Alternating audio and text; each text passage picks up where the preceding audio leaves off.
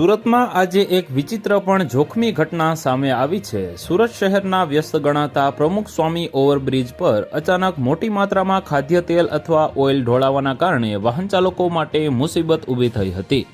Bridge પર ચીકાશ ફેલાઈ જવાને કારણે ટુ વ્હીલર ચાલકો રીતસરના સ્લીપ થવા લાગ્યા હતા, જેના કારણે બ્રિજ પર અકસ્માતોની હારમાળ સર્જાઈ હતી। બ્રિજ પર ઓઇલ ઢોળાયા બાદ સર્જાયેલા અકસ્માતના લાઈવ વિડીયો સોશિયલ મીડિયા પર વાયરલ થયા છે। વિડીયોમાં જોઈ શકાય છે કે વાહન ચાલકો બ્રેક મારવાનો પ્રયાસ કરે છે, પરંતુ ચીકાશને કારણે વાહનો કાબુ બહાર જઈને રસ્તા પર પછડાય છે।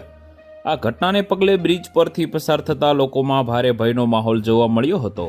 સદનસીબે કોઈ મોટી જાનહાનિના સમાચાર પ્રાપ્ત થયા નથી, પરંતુ અનેક લોકોને નાની મોટી ઈજાઓ પહોંચી છે। સમગ્ર ઘટનાની જાણ થતાં જ સુરત ફાયર બ્રિગેડની ટીમ તાત્કાલિક ઘટના સ્થળે દોડી આવી હતી।